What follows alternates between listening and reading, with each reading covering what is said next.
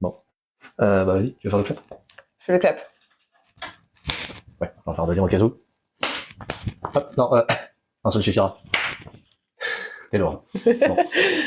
Bah du coup, c'est reparti pour un tour. Bah coucou, c'est Mika. Salut, c'est Louise. Et bah on est parti pour une nouvelle vidéo vu que la dernière avait super bien marché. Et Merci à ouais. vous, des cœurs sur vous, tout ça, tout ça. Parce que bon, 7000 vues, 7000 vues à l'heure où on se parle, c'est quand même...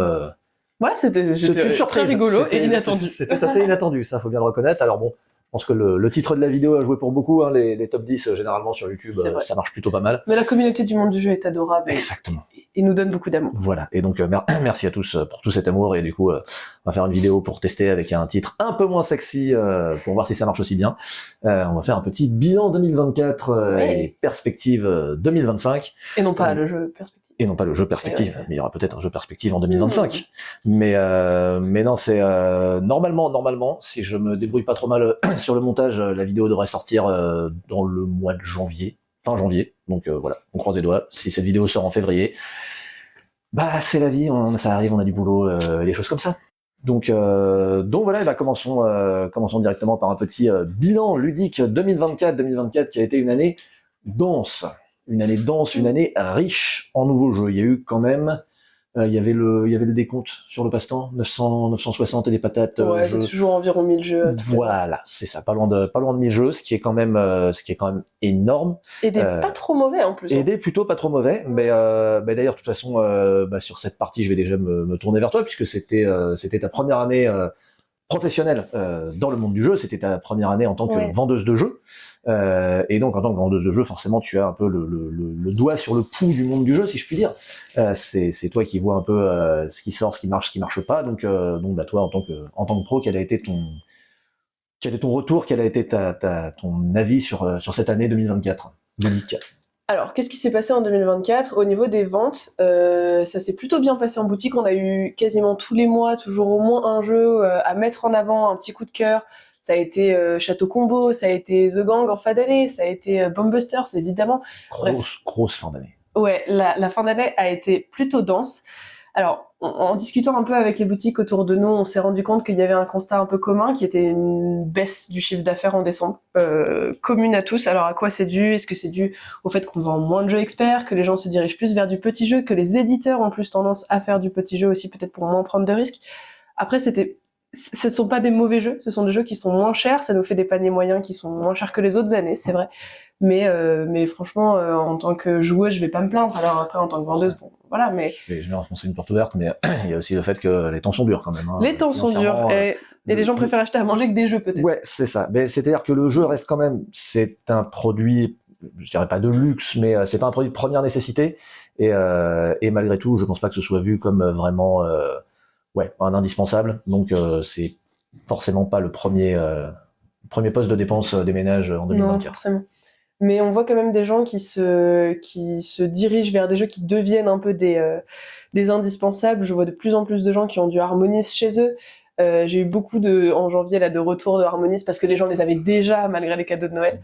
Donc ça fait du bien de voir des jeux s'installer. Bon, évidemment, l'indémodable Skyjo qui est maintenant dans toutes les familles. On a même vu des pubs dans le métro parisien pour le Skyjo. Enfin, surtout toi, puisque moi, oui, c'est vrai. Bah, j'en ai vu et c'était assez... c'est rigolo parce que c'était la première fois qu'on voyait vraiment des pubs de jeux de société dans un endroit aussi populaire que le métro, quoi. Mais c'était quoi? C'était juste le Skyjo ou il y avait un slogan? C'était un énorme panneau vert Skyjo, tu vois, avec une boîte de Skyjo en disant faites vos cadeaux de fin d'année, quoi. C'est sûr que visuellement ils peuvent pas trop miser sur le côté sexy parce que bon. Non, c'est clair. J'aime beaucoup le Skyjo, contrairement à Louise, mais ça veut pas dire que ce soit le jeu le plus sexy du monde. Et tu dirais que Skyjo est quand même au top de vos ventes 2024? Ouais, évidemment. Ok. Je crois que Skyjo est la 3e boîte la plus vendue. Ok. Est-ce que vous avez fait un peu un top de vos ventes 2024 Oui, forcément, on l'a fait. Attends, qu'est-ce qui est arrivé en haut? Au-dessus de Skyjo Ouais, parce qu'on les a beaucoup plus conseillés. Skyjo, c'est pas un jeu qu'on conseille énormément, à part pour des gens qui viennent, qui connaissent pas trop le monde du jeu, qui ont envie de jouer avec leurs parents, leur famille, les grands-parents, etc. Mais sinon, les jeux qu'on a beaucoup plus conseillés, peut-être qu'il doit être dans nos top ventes, celui-ci, c'est Inkit. Inkit cette année a trop bien marché. Et tant mieux pour lui, parce que je sais que vous avez fait les playtests du jeu Tout à fait. au Café des Jeux à Grenoble.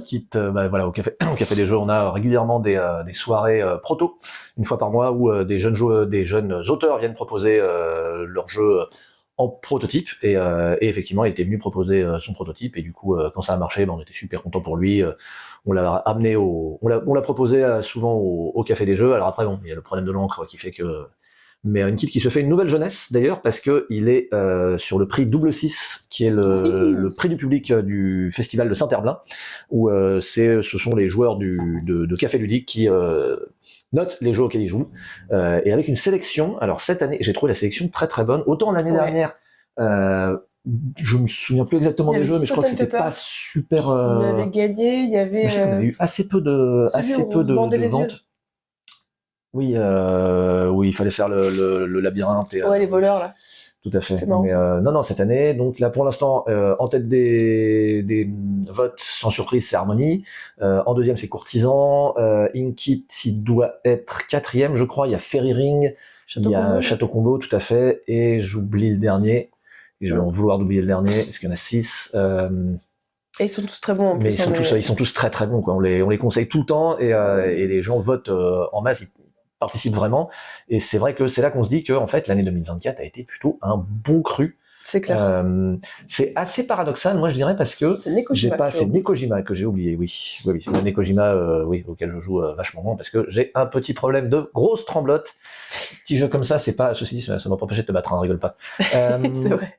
Non, mais donc l'année 2024 un peu paradoxale parce que en fait quand je regarde, il n'y a pas un jeu que je ressors vraiment en mode c'est le jeu de l'année, c'est qui sera dans mon top 10, qui sera dans mon top 100, qui va devenir un nouveau méga classique, par exemple comme il y avait pu y avoir Roi l'année dernière ou même Veil of Eternity, comme j'avais pu avoir Dune Imperium, comme j'avais pu avoir Terraforming Mars, comme il y avait pu avoir Wingspan, enfin voilà, il y a des années. Harmonize, moi ça fait partie de ces jeux-là que je ressors régulièrement. Harmonize en fera partie, mais Harmonize n'a pas été cette claque ludique qu'avaient pu avoir les jeux précédemment cités. Il n'y avait pas ce côté nouveau, ce vent de fraîcheur, c'est-à-dire que Harmonize, et je le présente souvent comme ça, c'est un très bon jeu, c'est un très beau jeu, vraiment graphiquement impeccable. De toute façon, c'est Libellude, toi-même tu sais.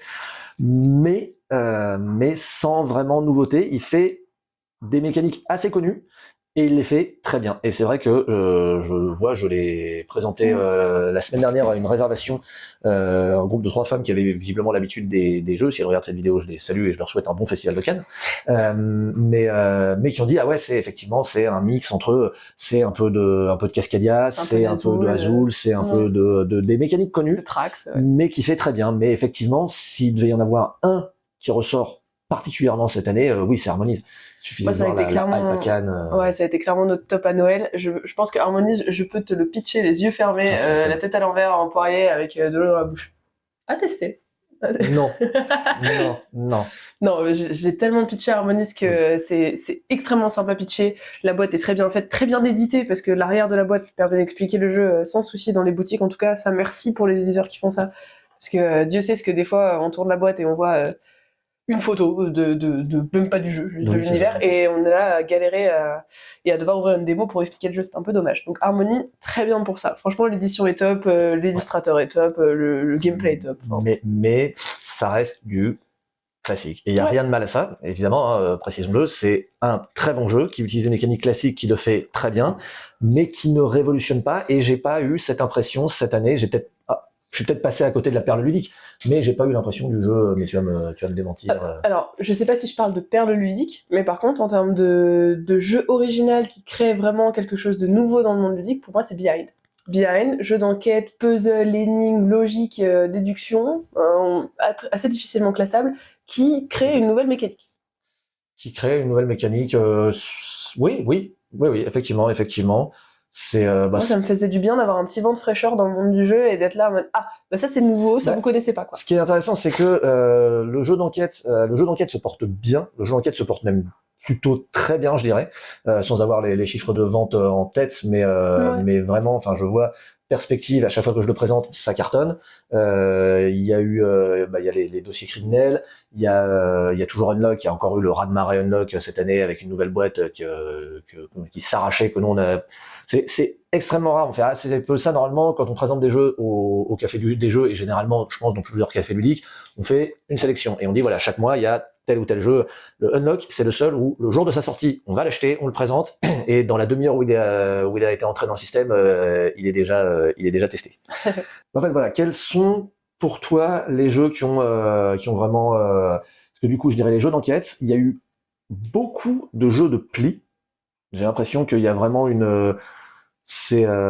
enfin pas beaucoup de jeux de pli, mais encore des jeux de pli, alors qu'on pouvait avoir l'impression d'avoir fait un peu le tour, et des petits jeux de cartes comme ça qui vont jouer sur un coin de bar.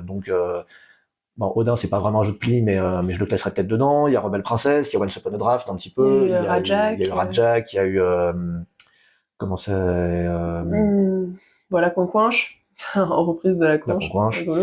Oui, non, mais voilà, beaucoup de petits jeux de cartes, beaucoup de petits jeux de cartes, et de façon globale, j'ai l'impression vraiment beaucoup de petits jeux, des petites boîtes, comme si les éditeurs avaient un peu visé un public familial, et dans des prix autour de 15-20 euros. C'est ça, on en revient sur le constat qu'on avait tout à l'heure, qui est la baisse des paniers pour cette fin d'année, c'est-à-dire que des jeux familiales, moi je suis ravie de présenter un The Gang qui coûte moins de 20 balles, et qui est super bien familial, qui fonctionne trop bien. Alors c'est vrai que l'an dernier, on avait, il y avait Nekojima qui s'était vendu en décembre dernier, qui est dans un alentour de 40 euros. Pour du familial, il y avait quoi? Il y avait qu'est-ce qu'on vendait énormément l'an dernier? Il y avait du Ready Set Bet, il y avait du oh là là, faut que je me souvienne de notre sélection de décembre. Mais bref, en fait, on avait des paniers qui étaient, il y avait Sky Team qui était vachement plus autour des 40 euros. Et là, on baisse plutôt aux alentours de 30 euros. Donc c'est bien pour les joueurs, je suis ravie pour le monde ludique. Pour les boutiques, c'est vrai qu'on se pose la question de comment on se positionne par rapport à ça. Parce que nous, on est toujours un peu obligé de faire attention au prix d'un jeu. Au-delà de ça, j'ai l'impression que les jeux surédités, les jeux qui du coup vont coûter une blinde pour finalement du beau matos, mais pas forcément indispensable, ça se fait moins. Et moi, l'exemple que j'ai en tête, c'est Command of Nature, qui est le dernier jeu des Unstable Games, qui font Unstable Unicorn, qui font des jeux très colorés, qui marchent très bien sur TikTok, et que j'ai pu tester à Noël, puisqu'il avait été offert à mes nièces en cadeau. Et le jeu est très beau, il y a beaucoup de matériel, il y a beaucoup de cartes, et du coup, je pensais que c'était dans les 40 euros, et en fait, non, je crois que c'est 25 euros. Command of Nature, ou même pas, enfin c'est un prix c'est pas très cher. Dérisoire. Tu prends Rajak, t'as des jetons de poker, t'as des cartes qui sont très jolies, qui sont un peu en surbrillance, etc., avec quadrillé et tout. Et Rajak, le jeu coûte 17 euros, quoi. C'est ça. Mais après, c'est la collection Studio H aussi. Ouais, je sais. C'est ceux qui avaient sorti Valbara, c'est ceux qui avaient sorti Oriflamme, surtout, Asdor en 2021, je dirais, 2020.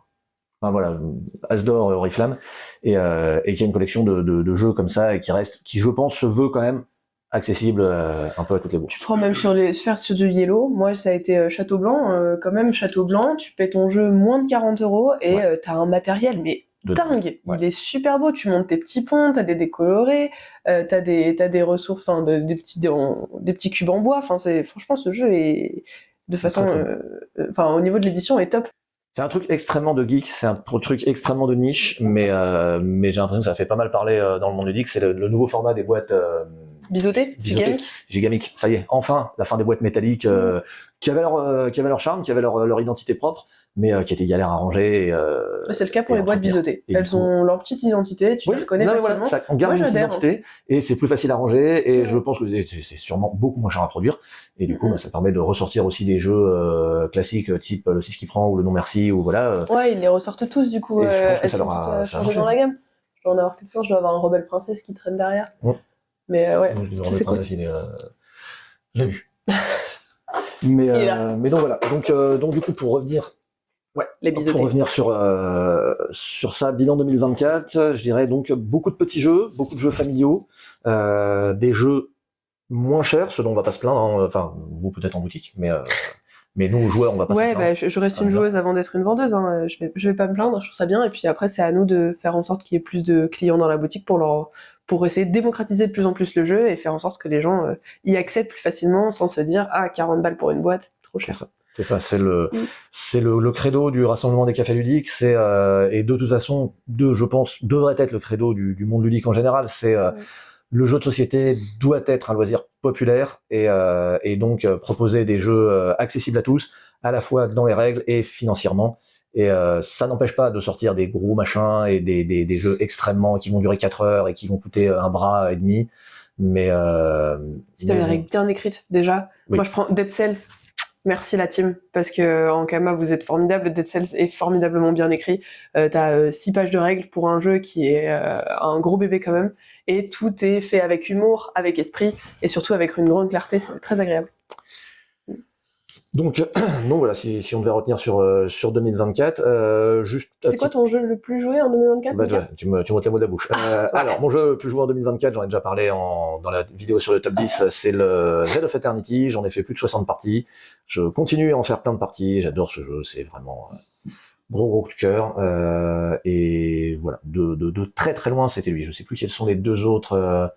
Il va y avoir Gloomhaven qui était pas loin. T'as fait une campagne? J'ai fait la campagne. Je suis toujours sur la campagne. Voilà, ça a été de très très loin mon jeu le plus joué. Et toi, Louis, quel a été ton jeu le plus joué? Et moi, quel était mon jeu le plus joué? Bah pareil, hein, ça ne change pas, c'est toujours Dorf Romantique. Dorf Romantique a 23 parties, alors que Veil of Eternity, on est sur 22 parties. Donc comme quoi, on est vraiment très très proche sur les deux jeux. Ça a été les deux jeux que j'ai le plus joué, suivi par Pina Colada Dice, qui est sûrement le jeu sur lequel j'ai le plus de défaites. Je suis tellement nulle à ce jeu, mais c'est très rigolo, ça se sort sans problème. C'est intéressant aussi, ça montre un peu nos pratiques ludiques différentes, c'est-à-dire que toi, tes jeux les plus joués, ce sont majoritairement des jeux sortis en 2024, que ce soit Dorf Romantique, Pina Colada Dice, alors que moi, ça va plus être des anciens jeux que je ressors. Alors, bon, Veil of Eternity, je pinaille un petit peu, pinaille Coladas, un petit peu, il est sorti vraiment en décembre 2023, donc on peut presque dire que c'est un jeu 2024, mais je le considère quand même comme un jeu 2023. Ça rentre pas tout à fait dans le jeu. Et du coup, quel est ton temps de partie au total? Ton temps de jeu sur 2024? En nombre de parties, je vais en être à 500 et des brouettes, et pour une durée de 16 jours. 16 jours. Ça va, on pinaille plus. On pinaille plus. Mais je te bats du coup là-dessus. Oui, tu me bats. Avec 900 et quelques parties pour un temps de jeu de 18 jours et quelques. Mais bon, t'es dans le milieu, et puis t'as plus d'accès à d'autres joueurs. Moi, finalement, il y a assez peu de gens à Grenoble avec qui je peux jouer. Moi, j'ai fait beaucoup de festivals cette année. Cette année, je suis allée à Vichy, je suis allée à Essen, non pas à Essen, je suis allée à Cannes, je suis allée à Parthenay, et quand même, on a eu le temps de faire beaucoup de choses. Essen, c'est en Allemagne, c'est plus compliqué d'aller dans des festivals dans d'autres pays, donc c'est vrai. Donc voilà. Mais peut-être cette année, on espère, on touche du bois, hein. On sait jamais. Mais ouais, et le jeu 2024 hors ce que t'as cité, hors Dorf Romantique qui est hors catégorie, lequel tu as pris le plus de plaisir à jouer si tu dois en garder qu'un? Oh, trop dur. Ouais. Faut que je regarde ma ludothèque. Que j'ai plus de plaisir à jouer en 2024. Pendant que tu cherches. Probablement d'une Imperium Insurrection. Bah ouais. Bon. Et toi? Ah oui, un gros jeu quand même. Toi qui es fan de plutôt petits jeux. Moi qui suis fan de petits jeux. J'adore les gros jeux aussi. Non mais t'aimes bien les gros jeux, mais je veux dire par rapport à moi, t'es beaucoup plus. Ouais, c'est vrai. Bah ce serait soit ça, soit peut-être Turing Circus. Moi ça a été un petit coup de cœur Turing Circus. J'ai beaucoup aimé le jeu. Ouais, bah c'est marrant parce que du coup c'est l'inverse d'habitude, puisque moi mon jeu préféré de 2024 c'est un tout petit jeu, c'est Odin. J'adore Odin, j'aime beaucoup, je l'ai présenté à plein de monde et à chaque fois ils adorent. C'est dans la catégorie de ces jeux qui sont chiants à présenter, mais parce que les règles sont très simples, c'est très facile à jouer, mais c'est pas évident à expliquer. Et que ce soit ça ou Trio, à chaque fois je le présente aux gens en bar et je leur dis je vais rester avec vous sur la première manche et je vous garantis ça va être très bien. Et je vois dans leur regard qu'ils sont perdus et qu'ils se disent mais qu'est-ce que c'est que ce truc? Et une fois qu'il y a un premier tour qui a été fait, ils disent ok c'est bon. Du coup si tu es fan d'Odin, si tu es fan de Trio, tu vas acheter Django, qui est un mélange entre les deux, qui sort en 2025. Probablement. Je t'avoue que j'ai pas vu passer ce jeu, mais petite boîte qui ressemble esthétiquement beaucoup à Trio. D'accord. Avec des singes dessus et qui reprend le même principe qu'Odin, qui reprend le même principe de Trio. Pourquoi pas? Parce que finalement j'ai aussi. J'ai assez peu d'amis avec qui je peux faire des grosses parties, mais j'en ai avec qui les petits jeux c'est pas un problème. Là au Nouvel An on a enchaîné, je te disais combien, 17 parties de Trio. Voilà, en 3 jours, c'est correct. Mais Trio, ça s'enchaîne très bien. C'est vrai. Eh bien, si on passait à nos prévisions de l'As d'Or 2025. Passons en mode Nostradamus, passons en 2025, et puisqu'on parlait des festivals, effectivement, le premier temps fort, on va dire, de l'année, c'est toujours le Festival de Cannes, avec les prédictions, l'annonce des l'annonce des nominés, le scandale sur l'annonce des nominés, parce qu'il y a toujours au moins un jeu où les gens vont dire mais c'est pas normal qu'il ait été nommé ou pas nommé, hein, that's not a hat, on te tire notre chapeau justement. Alors on va faire expédier très rapidement, je suis désolé, moi c'est pas du tout ma spécialité, la catégorie jeux enfants, je joue très peu à des jeux d'enfants, voire pas du tout. Donc voilà, ça ce sera exclusivement Louise qui va nous sortir ces... Moi, pour les jeux enfants, j'en ai 2, c'est quasi certain. Genre, franchement, s'ils y sont pas, je comprends pas. Le premier, ça va être Les Éclairs Tout, qui a été notre top vente de Noël enfant, un jeu à partir de 6 ans, de chercher trouve avec des petites lampes de poche. C'est hyper malin, enfin des petites lampes de poche en carton, évidemment. C'est très très malin. Les adultes se prennent au jeu. Il y a une façon de faire pour qu'il y ait un équilibre qui soit refait entre adultes et enfants. Avec une lampe de poche plus petite, enfin bon bref, il y a plein de trucs dans ce jeu qui sont vraiment formidables, donc ça c'est, je suis certaine qu'il va être aux As d'or enfant, s'il ne l'est pas, c'est pas juste, je suis vindicative. Sinon il y aura Mimosé Sam aussi à mon goût. Mimosé Sam, un petit jeu qui reprend le principe du qui est dans un jeu de 1 contre tous, qui est super malin, où on va essayer de trouver qui est le coupable du vol de pommes, parce que y a un voleur qui essaie de voler des pommes pour faire une tarte à sa copine, c'est pas trop chouchou, et du coup on va dire est-ce que ton voleur il a un prénom qui commence par M, est-ce que c'est un panda, etc. Donc on reprend le principe du qui est. Le fameux Mika le panda. Mika le panda. Bien sûr. Et sinon, j'avoue, le troisième, j'ai un peu plus de doutes. Peut-être Lula, le puzzle avec la baleine. Pourquoi pas, c'était assez original, comme on a vu l'an dernier, mon puzzle aventure arriver à l'As d'or enfant. Ils ont continué un peu à reprendre le principe du puzzle pour le détourner. Donc là, c'est un puzzle en fait où on va constituer son histoire. Un peu à la façon d'un calendrier de l'avant, on va pouvoir tirer des tiroirs comme ça en fonction de l'histoire qu'on a décidé de prendre. Je prends ce personnage, hop, je tire ce tiroir dans lequel je trouve des pièces de puzzle et du coup, ça me permet de constituer un puzzle un peu différent en fonction de l'histoire que je fais. Pareil, à partir de 6 ans. Possible que ce soit celui-ci. Ça va l'air assez chouette. Ça reprend effectivement. J'ai l'impression que ça reprend un peu le concept du livre dont vous êtes le tout petit héros, avec où t'as des embranchements, des triples embranchements, et qui après vont se rejoindre quand même pour proposer de nouveau des embranchements. Et non, ça va l'air très chouette. Voilà. Donc moi, ce sera mes prédictions pour l'As d'or enfant de cette année. Ok. Alors, je te propose, on va faire la traditionnelle comme eux. Donc, on garde la catégorie principale pour la fin, et on va commencer par la catégorie expert. Catégorie expert où, ma foi, c'est compliqué de trouver. Il y a du choix. En fait, à la fois, il y a du choix, et en fait, il n'y en a pas tant que ça. Il n'y a pas eu, comme on disait, il n'y a pas eu vraiment, j'ai pas l'impression qu'il y ait eu de gros jeux experts sortis qui est cartonné comme l'an dernier. Non, enfin, en même temps, l'an dernier, c'était un peu pareil. Ça avait été un peu la surprise. Mais disons qu'il y a des années où on a l'impression que il y a tel jeu qui va gagner et on va rajouter 2 jeux à côté pour le suspense.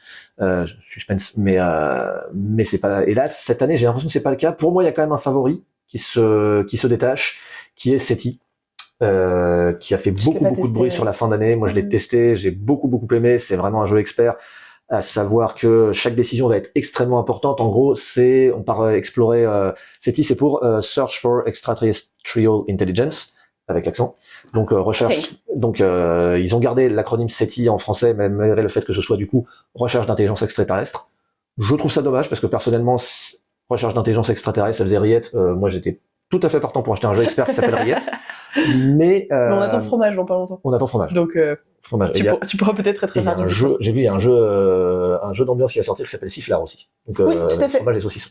Mais pour revenir à SETI, oui, c'est un jeu où on part explorer la galaxie, on envoie des sondes, on envoie des signaux, on cherche des traces d'intelligence extraterrestre et qui vont nous permettre de débloquer 2 nouvelles vers le tiers de la partie, la moitié de la partie. Il va y avoir, donc on va découvrir ces espèces extraterrestres qui vont nous débloquer des nouvelles façons de faire des points et de marquer des objectifs et du coup on va en début de partie en piocher 2 parmi 5 sans les regarder et les placer. Donc du coup on sait absolument pas ce qu'il faut faire. Il y a certaines races qui vont nous dire il vaut mieux que tu fasses ça, il y en a qui vont dire il vaut mieux que tu fasses ça et du coup t'es obligé d'être un petit peu surtout un petit peu éclectique. Je t'en remercie. Ouais, c'est redoutable. C'est une course à la ressource. C'est terrible. T'as très peu de ressources. Tu peux faire très peu d'actions. T'as beaucoup de cartes qui peuvent servir de 4 manières différentes. Enfin, c'est vraiment, c'est un bijou. Il a reçu le diamant d'or. La semaine dernière et vraiment, ouais, pour moi c'est un. Il le mériterait, ouais. Il mériterait l'As d'or expert et ça s'impose un peu comme une évidence. Ok, d'accord. Voilà. Donc SETI. Moi, j'aurais tendance à parier sur un jeu qui est sorti plus tôt dans l'année, qui a été un petit coup de cœur. Ça a été Kutnaora, qu'on a testé pour la Très, très première bon fois ensemble. Enfin, je l'ai testé la Tout à première fois fait. avec toi. Kutnaora, donc un cité qui se passe en République tchèque, enfin en Tchécoslovaquie à cette époque-là, je crois. Ouais. Qui était la cité de l'argent. À un moment donné, des gens ont décidé de creuser un peu dans la terre de cet endroit désolé et ont trouvé beaucoup d'argent, ce qui fait qu'il y a une cité florissante qui s'est construite autour.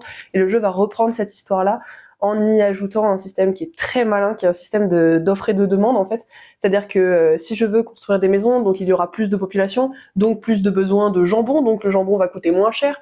Et du coup, en fait, il va y avoir ce système de... Non, justement, on va coûter plus cher. Le jambon Ah va non, coûter s'il y, plus cher. s'il y a plus Alors, besoin de jambon. justement, s'il y a plus besoin de jambon, Ah. il va coûter plus cher. Par contre, effectivement, par la suite, tu vas être incité à créer des Ouais. charcuteries pour répondre à la demande de jambon, ce qui fait que le prix va diminuer, puisque quand il y a beaucoup de jambon, forcément, ça coûte moins c'est cher. ça. Ça devient moins un produit de luxe. Et ouais, non, Kutnaora, ce système, Et un je système de trouvais... cartes aussi. Il y a donc un certain nombre d'actions à faire. On va avoir des cartes en main. Chaque carte propose 2 actions possibles. On va en choisir une sur les 2, et du coup, va falloir très bien penser et très bien organiser sa manche, parce que si finalement en dernière action tu décides de changer d'avis et d'utiliser une action que tu as déjà dépensée pour faire une autre action sur une autre carte, c'était pas très clair comme explication, mais du coup... Bon bref, tester Kutnaora, c'est vraiment un très chouette jeu, et moi je le prévois en... J'aimerais bien, mais j'ai peur qu'ils subissent le fait qu'il soit sorti en début d'année, qu'il ait été un peu pris dans la masse. Et voilà. À un moment donné, moi ça m'énerve un peu que les jeux qui soient élus aux Azores, ce soient forcément des jeux de fin d'année, voire de 2025 encore sortis, comme ça a déjà été le cas. Comme la période des Oscars, hein. On le sait, en cinéma, il y a une période qui correspond à tous les films qui vont être sélectionnés pour les Oscars, et il faut le sortir à cette période-là précisément pour être sûr d'être sélectionné. Et voilà, c'est un peu injuste, mais... oui, c'est injuste, faisons autrement, c'est pas parce que ça a toujours été comme ça qu'on peut pas faire autrement. D'accord. Mais tu vois, par exemple... Je râle. Râle, très bien, j'ai l'habitude. Mais et comme qui va profiter peut-être de cet effet, au-delà du fait que ça a été un véritable raz-de-marée, un gros carton fait par la team des All-Stars du jeu de société française, à savoir la team Ankama, Dead Cells, potentiellement pourrait profiter de cet effet et se voir nominé. Il a été en rupture de stock extrêmement vite. Moi je l'ai à la maison, on l'a testé à la campagne avec mon amoureux, on la commence, et mais trop bien fait, quoi. Trop bien fait Dead Cells. Ça a l'air très chouette. Il va arriver sur BGA. Je crois qu'il est déjà en alpha, en bêta. Je crois qu'il est déjà en bêta même sur BGA, donc ça va lui donner un petit coup de boost supplémentaire. Et puis, voilà, la team Ankama, Antoine Boza, Corentin Lebras, Ludovic Maublanc et Théo Rivière, qui est si vous connaissez un petit peu le monde du jeu de société, c'est carton assuré, et je pense que rien que pour ça, il pourrait être nommé, juste parce que c'est la team Ankama, et parce que encore une fois c'est un super jeu. Enfin, c'est adapté du jeu de société, du jeu vidéo éponyme, et avec une mécanique de ce qu'on appelle en anglais le die and retry, c'est-à-dire le meurs et recommence. Tu vas explorer des donjons, tu vas te faire défoncer parce que t'es pas assez fort, du coup tu vas mourir, mais du coup tu vas revenir un peu plus fort et encore un peu plus fort, etc. Et il paraît que c'est extraordinaire. Sinon, moi j'aurais bien parié sur un autre jeu aussi en expert, ce serait Unconscious Mind. J'aimerais bien. Qui est sorti en cette fin d'année, qui est un chouille surproduit parce qu'il a un matos mais de dingue, il est incroyable. Cela dit, t'as testé chez moi la version collector, donc oui, mais j'ai quand même vu la version classique arriver et j'ai vu ce qu'il y avait dedans. Franchement, les cartes sont magnifiquement illustrées. Oui, alors ça, visuellement, il est incroyable. Visuellement, il est fou. La thématique, on est un psychologue qui va devoir soigner des patients. Je trouve qu'elle est super bien en se basant sur... Et original, en se basant sur les rêves et tout. Il y a potentiellement un plateau un peu en trop qui aurait pu être enlevé parce que j'avoue que... Oui. Pourtant, j'ai l'habitude des jeux experts, mais j'ai vu le truc déplié, j'ai fait oh là, ok, concentration maximale. Et au final, ça va. Après, je sais que c'est un jeu qui divise un petit peu. Ouais, je sais bien, c'est pour ça que je suis pas sûre qu'il soit élu, mais je trouve qu'il mériterait parce que moi j'ai eu des retours un peu mitigés, pas très très bons, avant de le tester, puis je l'ai testé, donc du coup en partant avec un a priori pas hyper chouette, et j'ai été hyper agréablement surpris. Moi ça a été un petit coup de cœur de cette année. C'était une attente, ça fait 3 ans je crois que le Kickstarter était sorti, que je l'attendais chaque année en fin d'année, et quand il est enfin arrivé, j'étais ça a été mais ça valait l'attente, franchement, parce que le unboxing, ça a été incroyable. Et en autre jeu, toujours en expert, et on va clore sur celui-ci peut-être, qui fait beaucoup parler de lui en ce moment, c'est Daybreak. Daybreak qui a reçu le Spiel. Donc Daybreak, qui est un jeu coopératif où on va essayer de réduire sa consommation carbone, on va jouer différents états et essayer de. Il faut à la fois produire quand même suffisamment pour satisfaire toute la population et en même temps décarboner. C'est bien lui qui l'a reçu. Ouais. Ok. Et en même temps. Décarboner au maximum sa production, puisque à la fin de la partie, il faudra avoir pas trop de carbone, voilà. Et effectivement, j'ai pas eu l'occasion de tester encore, mais trop il envie. fait parler. Ton pari des 3 jeux nommés là sur les As d'or en expert. SETI en vainqueur, Dead Cells et ouais, j'aimerais bien Conscious Mind. Ok. Ça va être un peu pareil pour moi, sauf que SETI, je ne le connais pas, donc du coup, je me permettrai pas de mettre un avis dessus, mais du coup, moi, je mettrais Kutnaora à la place. Kutnaora, probablement vainqueur pour moi, s'il n'y a pas trop d'injustice dans ce monde. Dead Cells. Ah, j'hésite entre Kutnaora et Dead Cells, moi, pour le vainqueur. De toute façon, si le monde était injuste, ça serait plus. et Unconscious Mind, ouais, ce serait cool. Allez. En jeu initié, alors là, on est toujours dans la catégorie un peu le cul entre deux chaises, à savoir, on sait généralement quand un jeu est expert, mais par contre, le côté initié, il y en a qui s'imposent. De toute façon, a priori, il y en a un qui va être nommé, qui va probablement l'avoir, et on en a déjà parlé, et on peut le faire à 3. 1, 2, 3, Behind. Harmony. Ah, non. On en a déjà parlé, mais on a aussi parlé de Behind. Oui, certes. Oui. Non, Harmony vient forcément être dans de l'initié, un peu trop complexe pour être dans du familial, mais par contre... Harmony, il y avait des files d'attente de une heure pour le tester au festival Harmony, de Cannes l'an dernier. Harmony, c'est certain. Bombbuster, c'est certain. Bombbuster, ouais. Ah oui, c'est vrai que ça joue. Ouais, c'est vrai qu'il y a Bombbuster. Il y a Bombbuster, ça. Hein. Alors, nommé Harmony sur Bombbuster sur lequel des deux l'aura. Behind. Je ne sais pas. Lequel des deux l'aura. Oui, mais Behind 3e. Okay, Behind 3e, soit. Je le souhaite parce que vraiment.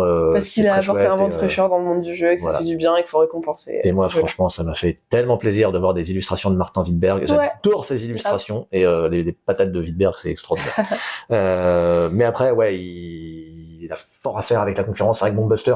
Bombbuster, par contre, c'est marrant. Je crois qu'à Cannes, il n'y avait pas tant buzzé que ça. Il y avait un petit peu de monde quand même. Non, mais il a marché, mais je veux dire, par rapport à Harmony, Harmony, c'était là, Bombbuster, c'était là, quoi. C'est vrai. Mais ils ont fait une super communication, un partenaire, par exemple, on voyait du Bombbusters partout, ils avaient réservé toute une salle destinée à Bombbusters. Leur communication était ouf dessus. Et, ça a servi de jeu, vraiment. Mais Bombbuster, effectivement, pourrait cartonner. Ça va se jouer probablement entre ces deux-là. Moi, je mettrais quand même des mentions plus qu'honorable pour Château Combo qui est sorti cette année et qui a fait mais qui est trop bien Château Combo, je le mettrais presque en familial parce que c'est pas si compliqué.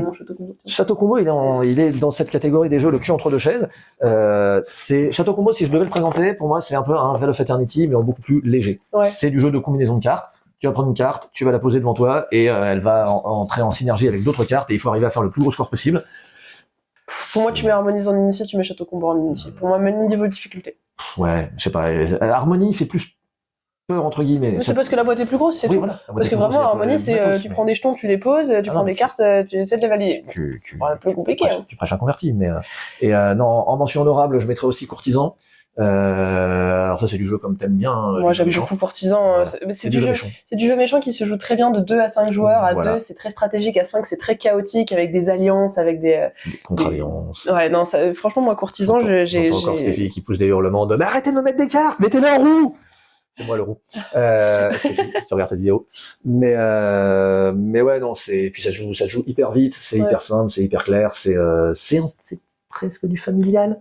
Moi, Courtisan, ça fait partie des jeux que j'ai fait tester à des gens qui jouent pas beaucoup. J'ai fait tester à ma mère, j'ai fait tester à des potes, et dès la première partie, ça a été coup de cœur. Oui, en même temps, tes potes aiment les jeux où on se met sur la gueule. Pas forcément. Oui. Ouais, mais ma mère, pas forcément, tu vois. Ma mère, pas forcément. Mais et ça a quand même très bien marché. Ce que je veux dire, c'est que ça répond à une attente de plusieurs parties de la population. Moi, je suis plus jeu un peu... gros jeu, plutôt expert si possible, initié expert. Et Courtisan, j'ai adoré. Ma mère qui joue à la belote, elle a adoré. Mes potes qui jouent à quoi? Qui jouent à TTMC, ouais, ils ont adoré. Donc, je l'ai pas encore fait tester avec Lovis, mon amour. Tu juges tellement les gens. C'est incroyable. Moi, mes potes qui jouent à TTMC. Ouais, je suis un peu condescendante, c'est vrai. Mais j'essaie de travailler dessus. C'est bien, c'est très bien. Et en mention honorable, qui ne sera probablement pas nommé, mais... non, alors, je sais de quel tu vas parler. Il est probable que ce soit le jeu de l'injustice de cette année. Je pense que c'est le jeu qui va faire râler les gens de cette année. Il y a des jeux d'injustice, mais Et- Pray Another Day. Oui, je Oui. pense que Pray Another Day, qui a beaucoup divisé les gens, moi je le trouve génial ce petit jeu. J'ai d'ailleurs acheté la version Oui, anglophone, alors, c'est qui ça. est tellement belle. Ça, grosse erreur d'édition. C'est marrant. Alors, Elle est trop belle. Je dirais pas belle, je dirais, comment dire. Regardez-moi ce orange. Elle a une grosse. Oh, ça pique les yeux. Ah là là, comment c'est beau. C'est de la. Elles sont magnifiques. Elle a un style graphique très particulier et qui joue en sa faveur. Et la version française, je vais probablement mettre la boîte en surimpression. Oh, ça pique les yeux. Je vais probablement mettre la boîte en surimpression pour qu'on se rende compte que c'est beaucoup plus basique et c'est beaucoup plus consensuel. Et c'est vrai qu'il y a eu. Ouais, mais au bout de tout le monde, le nombre de gens qui se sont révoltés contre le fait qu'ils aient changé ça, l'identité graphique. Alors bon, voilà, mais Pray Another Day, donc jeu de cartes un peu façon Citadel où on va jouer les cartes tous en même temps, qui vont être appelés dans un ordre particulier qui correspond à l'ordre de prédation. Les plus gros prédateurs vont manger les plus petits, mais marqueront moins de points. Et du coup, si quelqu'un ose jouer une carte un peu faible dans la chaîne alimentaire, marquera plus de points. Et le but est d'arriver à survivre à 3 chasses, et à la fin, on gagne des points. Et voilà, ça se joue Tu expliques vachement bien. Merci. Ça se joue en 20 minutes, c'est mon métier. Ça se joue en 20 minutes, et c'est vraiment très simple, très chouette. Et voilà. Mais par contre, bizarrement, effectivement... Il divise beaucoup les gens. Moi, je sais que beaucoup de gens m'ont dit, en fait, si tu joues en aléatoire, ça marche aussi. Et puis des fois, tu peux gagner. Ouais, mais du coup, pour un jeu de guessing, si tu joues en aléatoire, en fait, tu tues le jeu. C'est ça. Et puis c'est ça qui est intéressant. C'est le genre de jeu, je pense, que mon père adorait, parce que lui, il adore commencer à dire, alors attends, si je réfléchis comme ça, mais du coup, si je ferais au second degré, mais du coup, au troisième degré, il y a ça, mais du coup, si je pense que tu fais ça, toi, tu sauras que je vais réfléchir à ça, et du coup, je vais jouer. Et tu joues cette carte, et c'est là, je savais que t'allais jouer ça. Mais du coup, pourquoi t'as pas joué ça? Mais parce que je me suis dit que t'allais savoir que je savais que ça fait des nœuds au cerveau. Mais c'est des contre bluff. Exactement. Ouais. Et catégorie principale, la catégorie Asdor, en fait. Familial. Alors oui, familial, mais officiellement c'est l'Asdor. Parce que c'est quoi en fait le but de l'Asdor? C'est un label qui essaie de mettre en avant des jeux qui méritent d'être connus et d'être joués. Et donc le principe de l'Asdor principal, donc nous on appelle familial, pour moi c'est d'arriver à toucher un public pas forcément de joueurs. Le plus consensuel possible, toucher un public pas forcément joueur, et voilà, faire connaître des jeux qui méritent d'être connus et reconnus. Et d'ailleurs, j'attends le moment où peut-être ils finiront par faire comme ASN, à savoir une sélection et des jeux recommandés, qui ne font pas partie de la sélection, mais qui sont quand même recommandés et qui sont généralement de qualité. Ouais.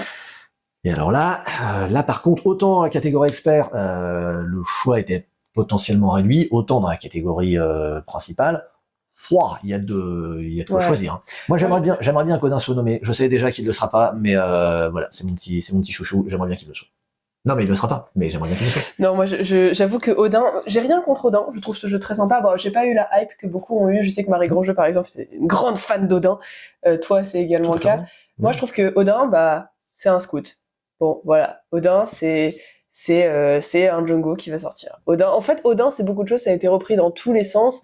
Et je trouve que ça apporte. Enfin, si, c'est rigolo, mais bon, je l'oublie vite. C'est un peu un vélo minimo aussi. Ouais, voilà. En fait, c'est d'une façon un peu différente. C'est comme plein d'autres trucs. Donc, je comprends pas que Odin ait particulièrement bien marché, alors que le graphisme, je le trouve pas dingue. Comme beaucoup de. Ah, la carte numéro 4, j'adore la carte numéro 4. Avec son petit corbeau, avec sa petite beubare, avec son gros pif, il est tellement mignon. Mais voilà, donc Odin ne le sera pas.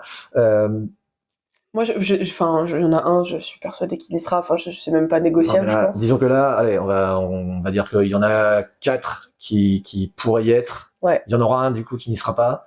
Et ce sera l'injustice, la fameuse injustice du moment. Ouais, je sais pas, parce que tu vois, il y en a un, moi, je trouve, qui se détache complètement du lot, qui est le gagnant à côté d'autres, je trouve. Et c'est The Gang cette année. Cette année, The Gang a été promu par tout le monde, meilleur jeu de tous les temps, de machin. Tout renversé sur son passage. Et c'est vrai qu'il est vraiment trop bien. The Gang, c'est le concept où tu te dis, mais pourquoi ça n'a pas été pensé avant? C'est du poker coopératif. Alors, effectivement, ça dénature l'essence du poker, qui est le bluff et le côté de, je sais que j'ai une moins bonne main que toi, mais je vais te forcer à te coucher, juste parce que, regarde, c'est qui domine. Ce côté, justement, de méta-jeu, de vraiment, de probabilité, de trucs, et de te dire, et c'est presque, c'est comme, enfin, non, c'est pas comme Pray Another Day, mais c'est de se dire, qui est-ce que j'ose, est-ce que tu es en train de m'annoncer ça, est-ce que tu ne m'annonces pas ça, est-ce que je vais me coucher, et là tu ne peux pas te coucher en fait, tu vas aller de toute façon jusqu'au bout. Moi, je Donc, trouve que l'essence là, du ça devient poker, vraiment de la probabilité. c'est d'arriver à jauger sa main par rapport Oui. à celle des autres. Oui, le oui. côté bluff arrive après. Mais- L'essence, c'est ça. Alors, Et non. arrête. Alors, vas-y, pardon, je te laisse terminer. Pardon, vas-y. Et je trouve que The Gang reprend complètement ce truc-là. C'est-à-dire, j'essaie de jauger ma main par rapport aux autres, c'est juste qu'on enlève le côté bluff et on va juste ajouter un côté coopératif de je ne peux pas te parler, je ne peux pas te dire ce qu'il y a dans ma main, donc communication réduite, et on va essayer ensemble d'arriver à savoir si j'ai une meilleure main que toi. La personne, elle va prendre un jeton pour dire bah moi j'ai la meilleure main, et on va pouvoir lui dire non c'est moi, et on va devoir se battre et un peu à la façon d'un The Mind se faire comprendre avec une communication qu'on va créer au fur et à mesure. Je sais que moi, je l'ai joué parce que je l'avais offert à mes parents pour le réveillon. Première partie, ouais, moi, j'aime pas trop le poker. Ok, on va tenter quand même ton truc. 17e partie, ok, c'est super cool. Ça marche trop bien, on va absolument recommencer ce truc. Parce que les parties, elles durent 2 minutes. Oui. 2-3 minutes. De toute façon, c'est tout con. Et ça marche trop bien. Je dirais quand même que moi, l'essence du poker, c'est de convaincre les autres que ta main est meilleure. C'est ça en fait l'essence du poker, c'est de dire parce que à la fin il ne Pas peut rester. forcément. Tu peux aussi convaincre les autres que ta main est moins bonne. Alors, et donc du coup ils continuent et oui. Du coup bah tu peux gagner. Oui effectivement, mais il faut être quand même sûr de toi. Mais non, je dirais que voilà c'est ça qui fait que t'as le bluff. T'aurais pas de bluff si tu ne devais pas convaincre. Et le poker à la fin il ne peut en rester qu'un. Alors que là il faut qu'il y ait tout le monde et que il faut que tu arrives à faire comprendre aux autres. C'est un peu antithétique, c'est-à-dire que le poker c'est vraiment masquer un peu ce que t'as. Alors que là, c'est le dire clairement aux autres. Donc voilà, je dirais que c'est un peu antithétique à l'essence du poker. Je sais pas ce que ça veut dire antithétique. C'est contraire à l'essence du poker, mais tout en gardant l'esprit. Ça garde l'esprit du poker, tout en allant à l'inverse du truc. Et ouais, moi je trouve ça génial. Et voilà. Bon, on se rejoint au moins là-dessus. C'est que ce jeu est vraiment bon. Et après, dans les autres quand même, parce qu'on va pas passer 20 minutes sur chaque jeu. Je pense que Captain Flip sera nommé parce que premier jeu de la maison d'édition d'Antoine Boza, parce que jeu très efficace, parce que jeu très familial, parce que jeu qui mérite d'être mis en avant, d'être connu et reconnu. Jeu tout simple, c'est un jeu de pose de tuiles, on va placer ses tuiles sur un bateau, on va créer son équipage de pirates pour gagner le plus d'argent. À chaque tour, on pioche une tuile, soit on la place directement dans son bateau, soit on la retourne, mais si on la retourne, on ne peut pas la retourner de nouveau, on la place telle quelle. Et du coup, tu pioches une tuile qui t'arrange pas, tant pis, tu la retournes, c'est encore pire, dommage pour toi, t'as fait le mauvais choix. Moi, ce qui me dérange un peu dans Captain Flip, c'est que je trouve que autant en termes de DA qu'en termes de gameplay, j'aurais tendance à le mettre cul entre deux chaises avec un jeu enfant. Il s'exprime comme du familial, dans la boutique il est rangé comme du familial, mais moi je trouve que Captain Flip, c'est un jeu enfant. Jeu enfant, ça s'adresse vraiment à un public plus jeune. Là, c'est du familial, vraiment. Ouais, c'est du 8 ans, c'est ça, c'est 8 ans et plus, je pense, Captain Flip. Je crois que c'est ça, et vraiment, ça marche bien. Ça marche bien, ça a très très bien marché à Cannes, et je crois que quand il est sorti, il y avait beaucoup qui l'annonçaient déjà comme le futur As d'or. Alors, on ne savait pas à l'époque, ce qu'on sait maintenant. Si seulement les gens avaient regardé notre vidéo de l'année dernière, projection en 2025, c'est faux, on n'en avait pas fait. Mais donc voilà, Captain Flip quand même grosse hype. Et après deux jeux, pour moi ces deux-là seront dans The Gang et Captain Flip. Et puis sinon les deux que j'aimerais bien et qui potentiellement y seront, Link City et Deux pommes trois pains. Deux pommes trois pains, ça a été le gros jeu la sensation d'été, un tout petit jeu où on doit compter le nombre de pommes et le nombre de pains parmi plusieurs cartes qui seront au centre de la table, sachant que dans l'eau il y aura des pommes de pain, donc une pomme de pain comme son nom l'indique ça vaut une pomme et deux pains. Il y a du pain perdu, le pain perdu il vaut moins un pain, il y a les pommes d'amour qui valent une pomme mais c'est ton... Et surtout le pain au lait. Et quand on le voit, tout le monde va faire. Ouais. Tu fais ton annonce, 2 pommes, 3 pains. Allez. Et non, gros jeu d'ambiance. Bon, c'est pas des trucs sur lesquels tu vas passer des heures. Hein. Tu fais très parties, mais c'est très rigolo. Ça marche très très bien. Et c'est tout à fait le genre de petites bêtises qui méritent d'être mises en avant et qui pourraient avoir un petit effet As d'or. Et l'autre, c'est Link City. Link City, moi je l'avais testé il y a 1 an à peu près, encore en finalisation proto. Et on s'est dit, oh waouh, le jeu est trop bien. Le jeu consiste en simplement créer sa ville, en essayant de créer une ville cohérente, sachant qu'il y a une personne qui va dire, on va on va faire des travaux ici, une personne qui va dire, on va mettre ces cartes-là qui correspondent à des bâtiments, qui correspondent à, par exemple, un hôpital, un cirque, une école, on va les mettre ici, et que les villageois, qui sont les dernières personnes, arrivent à deviner ce qu'a fait l'adjoint au maire, donc la deuxième personne. Le maire. C'est le maire qui choisit les bâtiments. Non, le maire, il choisit les travaux. Non, c'est l'adjoint qui place les... c'est l'adjoint qui choisit les travaux. Le maire, c'est celui qui a le petit paravent. Qui sera derrière lui. Donc l'adjoint choisit les travaux, le maire choisit bref. Les bâtiments qui seront placés. Et c'est super rigolo, ça crée des parties où on va se dire ok, est-ce qu'à ton avis il vaut mieux mettre la prison à côté du casino et de la banque, parce que ça pourrait être bien, ça permet d'envoyer les détenus assez rapidement en prison. Tu les arrêtes directement à la sortie de la banque, tu les emmènes en prison. Et c'est ça, sauf que s'ils s'échappent, bah oui, directement là. Donc voilà, ça va être un jeu où on va discuter, rigoler, ça génère beaucoup de rire autour de la table. Argumenter. Il faut toujours argumenter. Jouer avec des gens qui ont les mêmes convictions politiques que vous. Oui, parce que ça peut être si vous voulez vous engueuler ou pas. Parce que ça peut être un jeu politiquement pas forcément très correct, mais bon, mais c'est vrai que ça cartonne. Et par contre, c'est pas connu. Et puis parce que la boîte est pas belle. Aïe. Bon, ça c'est un détail. Non, c'est pas un détail. La boîte est vraiment pas belle. Et au début, je n'y ai pas cru à cause de ça. Bah moi, non, elle est magnifique cette boîte-là. Elle est magnifique. Il y a même pas de discussion à avoir. C'est un avis complètement objectif. Tout ça pour dire que effectivement, Link City tape moins dans l'œil et est clairement moins connu parce que moi, quand je le présente en barrageux, personne n'en a entendu parler. Mais à chaque fois, ça marche du. Et moi, je vais te dire que les gens viennent beaucoup en boutique en ce moment me demander du Link City parce qu'ils l'ont testé en barrageux. Ouais, mais c'est parce que je les envoie à ta boutique. Non, mais je pense que de ce point de vue-là, les barrageux et les boutiques se répondent beaucoup parce que ça fait partie des jeux qui n'ont pas été beaucoup avancés sur les médias, qui n'ont pas été beaucoup avancés par les influenceurs. Et c'est les barrageux qui les font tester réellement et les gens qui disent mais c'est trop bien ce truc-là. Les barrageux sont des maillons indispensables de l'écosystème ludique. Bien sûr. On va faire une double métaphore là. Le maillon de la chaîne et l'écosystème, mais bon, des acteurs indispensables de l'écosystème ludique, et ce serait bien qu'ils soient reconnus comme tels. Ceux qui regardent et qui savent sauront. Donc voilà, ça va se jouer entre ces quatre-là pour le. Moi, je parie The Gang, Link City, je parie The Gang aussi. Je parie The Gang aussi, j'aimerais bien Link City, et je pense quand même Captain Flip. En 2025, quel jeu on attend? Bah toi, tu avais fait une petite liste. Alors, ce que je propose, avant de faire ça, moi j'avais prévu un petit jeu parce que j'ai quelques jeux aussi que j'ai mis en avant de mon côté. Tu es familière, j'imagine, du principe du Marry Fuck Kill. Donc Marry Fuck Kill. Oui, donc okay. Voilà. Donc Théo Rivière. Quoi? Non, je déconne. C'est une blague. Ne réponds pas. Non, on va partir de principe là-dessus. Je vais te proposer un jeu et tu vas me dire si tu vas me répondre Ludo, boutique ou passe en fonction de si tu le rajoutes à ta ludothèque, tu le proposes en boutique sans le rajouter à ta ludothèque, mais tu le mets en avant dans ta boutique, ou si tu passes ton tour.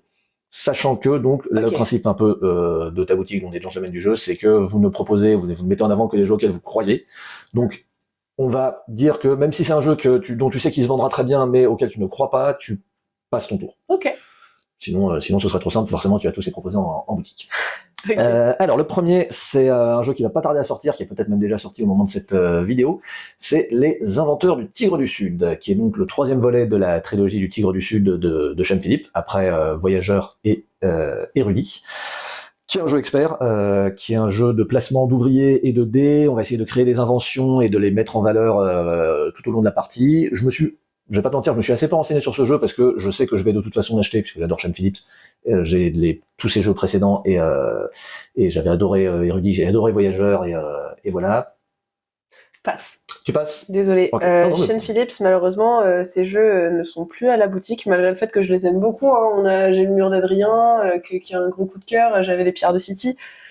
J'aime beaucoup ces jeux, mais je crois qu'à la boutique, non, ils ont fait leur temps et on n'a pas forcément le public pour, j'avoue. Et là, je sais pas très bien quoi en penser de cette dernière sortie. Mais c'est vrai que j'ai l'impression qu'ils cartonnent plus aux États-Unis qu'en France, et je le regrette parce que, comme vous avez vu, moi, il y en a deux de ces jeux dans mon top 10, mais ouais. Donc non, moi je passe. Donc Inventor passe. Le deuxième, pareil, grosse sortie prévue d'ici quelques semaines, Arx. Donc Arx, c'est le retour de la team Root avec Cole Wehrle et j'ai oublié le deuxième, mais enfin voilà, gros jeu qui divise énormément déjà la communauté ludique. Il est déjà sorti outre-Atlantique et ça divise énormément. Il y a ceux qui adorent, ceux qui détestent, et entre les deux à peu près personne. Grosso modo, c'est un jeu de conquête galactique à base de jeux de plis. Donc voilà, jeu expert, très expert pour certains, trop aléatoire pour d'autres. En tout cas, il divise. Boutique. Boutique. À voir Ludo. Si jamais. C'est difficile de se prononcer avant de c'est tester. Exactement, mais boutique parce que c'est sûr qu'il y aura des gens qui rechercheront ça. On en a déjà parlé plusieurs fois en boutique, des gens qui sont venus me demander quand Arc sera disponible et tout. Donc à mon avis, on va en prendre 2-3 boîtes en boutique. Ok, très bien. Oui, de toute façon, c'était sûr que c'était boutique. La question, c'était plus Ludo ou pas, mais à tester avant, peut-être. Ouais. Non, je ne sais pas. Ensuite, nous avons, alors là, je m'amuse à l'avance, Azul Duel. Azul Duel boutique. Boutique. Tout simple. Alors on l'a testé du coup. Enfin moi je l'ai testé. Je l'ai testé ouais quand on était à Vichy. Oh la chance. Je l'ai testé à Vichy. Il a l'air de bien fonctionner. Il est peut-être un peu moins fluide que Azul classique, mais je pense qu'il marchera très bien. Il est probable que ce soit un des duels réussis à la Splendor Duel, à la Seven Wonder Duel. Il est probable que ça se passe comme ça pour Azul Duel. C'est ce que j'allais dire. J'ai l'impression que là pour le coup ils ont vraiment fait un effort sur la thématique du duel et ce sera pas un Res Arcana Duel par exemple qui est juste Res Arcana mais pour deux avec la mécanique de jour-nuit. Ça a l'air assez intéressant. Tout à fait. Ensuite, alors pareil, celui-là, je pense qu'il va plus parler de l'autre côté de l'Atlantique que chez nous, mais c'est un jeu qui s'appelle Speakeasy. C'est un jeu d'un créateur qui s'appelle Lacerda, qui fait des jeux très très experts, des jeux de programmation, des jeux où il va falloir vraiment planifier chaque action et il y aura 5 étapes à faire avant d'arriver à faire cette action-là. Ça se passe dans la période de la prohibition et on va chacun être responsable d'un quartier et faire du vin, enfin faire de l'alcool, essayer de passer le truc en contrebande, régler le sort de nos rivaux. Voilà, ça s'annonce très riche avec une thématique visuelle très cool. Voilà, sans forcément te renseigner, même. Voilà, t'en as pas entendu parler, mais comme ça, je te le pitch en 2 minutes. Parce que, ouais, mais je me doute que t'en as pas entendu parler, mais je te le pitch en 2 minutes. Moi, je connais le Speakeasy qui est sorti en 2014, qui reprenait le principe du Stratego. Ouais. Mais celui-ci, j'en ai pas du tout entendu parler. Tu me le pitch, ça me parle pas plus que ça. Bon, par contre, j'ai regardé la boîte, elle est très belle. Jeu très expert. Va falloir attendre. Jeu très expert, placement d'ouvrier. Pour le moment, je passe. Tu passes? Okay. Pour le moment, ouais. D'accord, c'est logique. Ensuite, nous avons Gatsby. Gatsby, prochain jeu de Bruno Catala et Ludovic Maublanc, qui reprend donc le thème du livre et du film du même nom. Tu vas essayer de t'attirer des faveurs de Gatsby. Tu vas tenter d'influencer sur je sais plus si c'est 3 ou 5 domaines différents, mais en te plaçant et à chaque fois tu devras te placer à un endroit différent et tu vas essayer d'obtenir la majorité pour donc attirer l'attention du grand Jay Gatsby. Potentiel boutique, mais faut que je me renseigne plus dessus. Okay. Je te connais pas assez bien. Ça fait partie de ces jeux aussi où visuellement très beau, jeu pour 2 uniquement, et puis Bruno Catala et des jeux à 2 forcément. Toi-même, tu sais. Ensuite, Flatiron, c'est un jeu qui est de la team qui est derrière Cathédrale Rouge et Château Blanc, où on va essayer de construire le célèbre building new-yorkais, monument très très connu. Pour ceux qui avaient regardé la trilogie Spider-Man de Sam Raimi, c'est là où il y avait le Daily Bugle, le journal de Spider-Man. C'est le Daily Bugle, je crois. Le Daily Planet, c'est Superman. On s'en fout. Et voilà, on va essayer de le construire, de placer ses ouvriers de manière à avoir des majorités. Ça a l'air intéressant. Jeu à 1 ou 2. Je me suis fait pitcher à Vichy, j'ai plutôt bien adhéré au principe, à la boîte, au matos, tout ça. Je pense qu'on en prendra 1 ou 2 en boutique pour tester. Mais c'est un initié, c'est ça? C'est une initié. Je pense que ce sera pas un jeu très très demandé. Non, parce que pour solo ou à deux, effectivement, je suis pas sûr que ça fonctionne. En tout cas, probablement moins que Cathédrale Rouge et Château Blanc. Mais le concept avait l'air intéressant, donc je voulais quand même en parler. Ensuite, nous avons The Anarchy. Alors, The Anarchy, non, regarde pas, te renseigne pas, c'est le but, t'en sais rien, moi je te le pitch en 2 minutes. Ah oui, d'accord. The Anarchy, c'est aussi un jeu Garfield Game, mais c'est de l'acolyte de Shem Phillips, qui est Bob Hill, qui va plutôt faire les jeux historiques, donc c'est lui qui aura fait Ezra et Nehemiah, c'est lui qui aura fait Legacy of You, c'est lui qui aura fait Le Mur d'Adrien, et c'est le successeur spirituel du Mur d'Adrien. C'est aussi une sorte de truck and write, où tu vas construire ton fort, tu vas essayer de repousser les attaques adverses, tu vas essayer d'attaquer les forts de l'autre, et de ce que j'ai lu, puisque je me suis pas trop renseigné non plus, parce que je vais l'acheter, c'est sûr. Rien que c'est le successeur du Mur d'Adrien, c'est sûr que je vais l'acheter. Et visiblement, il a poussé le curseur un petit peu plus loin en termes d'expertise. C'est compliqué l'exercice que tu me demandes parce que je peux pas te dire. On l'a vu. Forcément. Oui, mais... Non, mais attends, on l'a vu tout à l'heure que nous en boutique on prenait que des jeux sur lesquels on avait un coup de cœur ou sur lesquels, enfin pas forcément un coup de cœur, mais sur lesquels on était persuadé que ce soit des bons jeux qui se vendraient bien et qu'on serait ravis de conseiller. Je peux pas sur un pitch d'environ 15 secondes te dire si j'ai envie de le prendre en boutique ou pas. Je connais pas assez le jeu, il faut que je me renseigne davantage. C'est Ludo ça. De quoi? C'est Ludo, c'est le successeur du mur d'Adrien, c'est Ludo. Bah, d'accord, mais le mur d'Adrien, tu vois, on l'a pas en boutique parce que ça correspond pas tout à fait à notre cible. Oui. Et bah du coup tu dis pas boutique, tu dis Ludo. Mais pas forcément Ludo non plus, parce que je ne l'ai pas testé. Dans ma ludothèque, je ne prends que des trucs que j'ai testés et que j'ai aimé, enfin. Ah ouais, bah oui, moi j'achète trop de jeux que j'ai pas testés. Non, moi je vis entouré de jeux tellement quotidiennement que je ne vais pas continuer à acheter des jeux que je n'ai pas testés. Et du coup, on va partir sur 3 un petit peu particuliers. Perspective 3, il y en aura probablement un en fin d'année, il y en avait eu un l'année dernière, il y en avait eu un cette année. Moi je parie sur une boîte verte ou jaune. C'est ce que j'allais dire, moi je partais sur du vert. Ouais, je pars sur du vert aussi. Du vert ou du rouge, moi j'aurais dit plutôt. Du rouge, ouais, orange. Ouais, orange-rouge, mais... Moi je dis vert ou jaune. Ouais, moi je dis vert ou rouge, mais bon, a priori... oui, la ludothèque. Okay. Ludothèque boutique, ouais. La nouvelle extension de Dune, qui est donc une nouvelle extension qui va proposer des nouvelles cartes, qui va proposer des nouvelles... je crois pas qu'il y ait vraiment de nouvelles mécaniques de jeu, et qui sera adaptée à la fois à Dune Imperium et à Dune Imperium Insurrection, mais quand même un peu plus Insurrection, parce que faut bien vendre le jeu. Hein. C'est normal. Boutique, évidemment. C'est Bloodline, je crois que ça va s'appeler. Okay. Et ouais, de toute façon, j'ai vu passer ça, moi, ça me hype de dingue. Et le dernier, c'est un petit peu particulier, c'est un jeu qui va sortir chez Greux Games en semestre 2 ou 3. C'est dans leur gamme des petits jeux, les petites boîtes dans lesquelles il y a Cash and Gold, et 5 royaumes. Voilà, et Strange World Above the Cloud. C'est un jeu qui s'appelle Bloody Grove. C'est un jeu à 2 d'affrontement et de deck building. À la base, c'était une draft, et puis finalement, ce sera du deck building, et dans lequel tu vas essayer de... chaque carte va pouvoir être jouée de 3 façons différentes, et tu vas essayer de prendre le dessus sur ton adversaire pour obtenir une des conditions de victoire. Okay. Dernier petit détail, le créateur de ce jeu est un certain Jérémy Belzons. C'est vrai? Ouais. Ça y est, il a été édité chez Greux Games. Alors ça fait 2 ans qu'il a signé, et ça y est, le jeu va sortir 2e ou 3e semaine. Alors bon, pour les copains, forcément, boutique vidéo. On va être honnête, Jérémy Belzons, qui est un visage un nom qui parlera forcément aux amateurs du Café des Jeux, qui est un de nos serveurs et animateurs historiques, et voilà, qui a enfin son jeu qui va être édité. Ludo.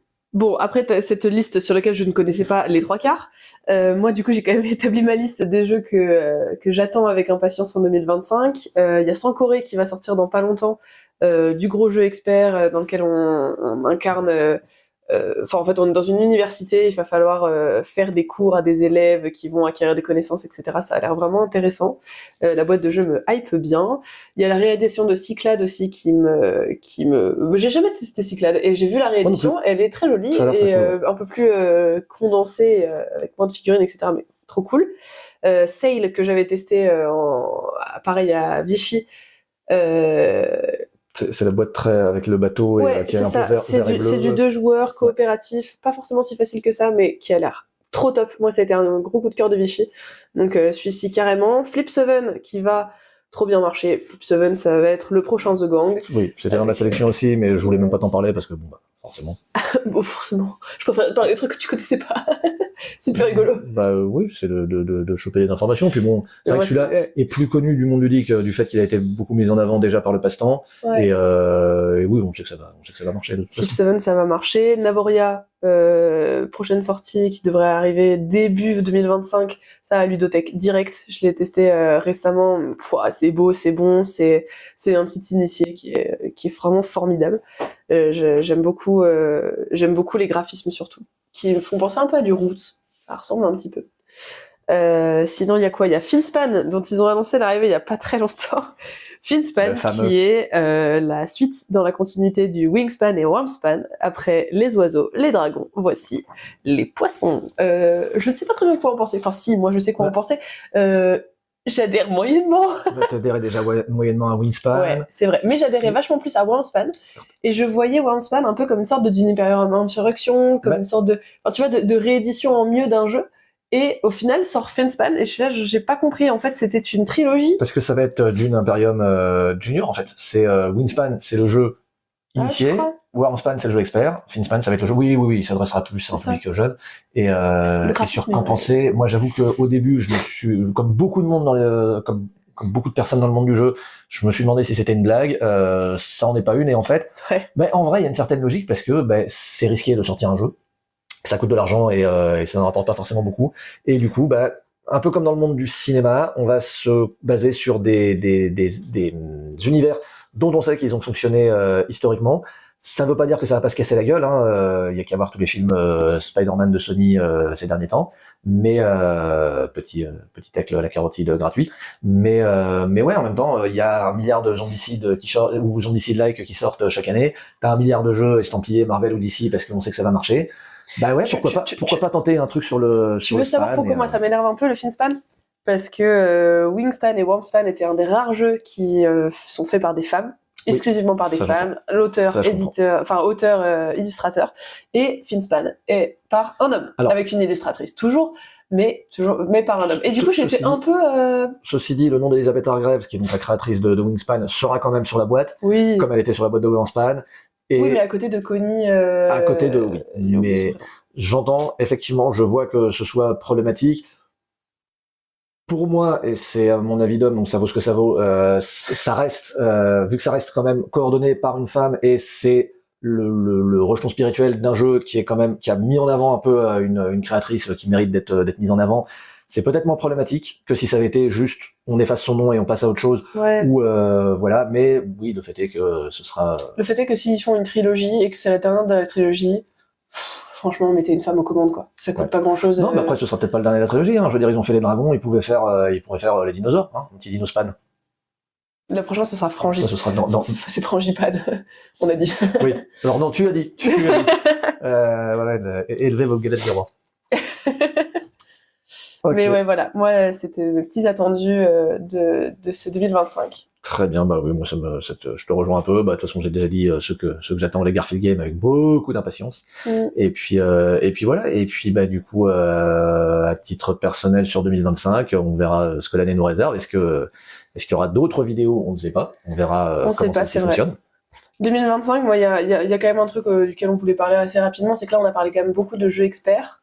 Il se trouve qu'en boutique, nous, on vend beaucoup moins de jeux experts, et ça, c'est un constat commun de tout le monde, parce que pour plein de raisons, et récemment, il y a eu un communiqué de la part de Super Meeple, qui est donc un éditeur qui publie énormément de jeux experts, qui sont beaucoup de relocalisations qui existent déjà aux États-Unis et qui sont revendus ici, traduits en français, etc., qui a annoncé dans un communiqué que... au vu de la baisse de vente de jeux experts dans les boutiques, au vu de combien ça leur coûtait, du coup, ce qu'ils allaient faire, c'est garder en précommande les jeux experts, que nous, on pourrait en fait voir quels sont les besoins des clients, les précommander sur leur site, et après, ils les vendraient de leur côté, tout seuls, donc deviendraient des sortes de concurrents des boutiques, des revendeurs. C'est quelque chose qui fait beaucoup parler dans le monde ludique en ce moment, parce que c'est un repli sur eux-mêmes, parce que moi, j'ai quand même quelques trucs à leur reprocher à Super Meeple. Déjà de sortir un jeu par mois, c'est formidable, mais moi j'ai jamais vu quelqu'un qui me disait y a pas assez de jeux qui sortent, j'arrive pas, je m'ennuie, j'ai tout testé. Non, j'ai jamais vu quelqu'un qui fait ça. Donc du coup, arrêtons de sortir un jeu par mois, sortez peut-être des jeux un peu monstres, qui sont combien? Ils sont 3-4 dans la team Super Meeple. Mieux travailler les jeux, et surtout, mais par pitié, faites-nous travailler nous en tant que boutique, les jeux, on fait en sorte qu'ils durent dans le paysage ludique. On continue à en parler, à les conseiller à des clients. Donc, donnez-nous des boîtes pour qu'on les essaye, pour qu'un jeu soit pas juste un truc qu'on met dans un coin, si quelqu'un est attiré par la boîte, on va le pitcher parce qu'on a vu une vidéo et puis on s'arrête là. Un jeu, nous, en tant que boutique, on le vend aussi par les expériences qu'on a vécues autour de ce jeu, surtout un jeu expert, je pense. Et il faut absolument que les éditeurs nous envoient des boîtes pour qu'on puisse les tester, pour qu'on puisse les vendre, parce que nous, on peut pas se permettre de déstocker une boîte de jeux experts qui va nous faire perdre 60 € et qui va prendre 10 boîtes à être rentabilisées. Je vais sortir un gros mot, mais on déshumanise un peu le monde du jeu, et je trouve ça dommage. Maintenant, c'est les maisons d'édition. Si la vente de jeux se fait plus par la maison d'édition, déjà qu'il fallait lutter contre Amazon, contre tout l'écosystème, Fnac, Cultura, etc. Parce que la Fnac, c'est incroyable, mais moi je vois la différence par rapport à il y a 10 ans. Maintenant, le rayon jeux de société, il est dingue, alors qu'il y a 10 ans, ils ont commencé à le faire, je dirais il y a une dizaine d'années, ils ont commencé à en vendre, mais il y avait des Monopoly, il y avait il y avait les gros classiques, plus 2-3 jeux dont ils savaient que ça allait fonctionner. Il y avait des Seven Wonders, il y avait des Splendor, il y avait des Andor. Andor, j'ai jamais compris pourquoi la Fnac le vendait, mais bon, soit. Et voilà, et maintenant ils ont énormément de jeux et c'est difficile pour les boutiques et pour les barrageux de lutter, alors que on est censé apporter notre expertise et notre expérience et on fait vivre les jeux. Et on fait vivre les jeux, et c'est vrai que ça, les éditeurs des fois ne le voient pas. Alors bon, on va pas reparler encore une fois de la polémique sur les cafés des jeux qui sont de plus en plus snobés à Cannes, alors que on est là pour mettre en avant les jeux aussi de notre côté. Et voilà. Et je pense qu'on va peut-être en rester là quand même, parce que ça fait plus d'une heure qu'on cause, donc bon courage pour le monteur, c'est moi. Bon courage. Donc merci. Mais voilà, en tout cas, c'était très cool de refaire cette seconde vidéo. On verra encore une fois si on aura des nouvelles par la suite. S'il va y en avoir une nouvelle, on va peut-être investir dans un meilleur éclairage et une meilleure. Déjà, on a investi dans des micros. Vous avez vu, on a des micros. Bon, on a toujours un téléphone qui filme. On va voir si ça fonctionne. Et puis voilà, merci à ceux qui nous ont suivis de nous avoir suivis. Merci à ceux qui ont été jusqu'au bout, parce que ça aurait été long et dense, mais ma foi, l'actualité ludique est elle-même longue et dense, donc voilà, c'est très cool.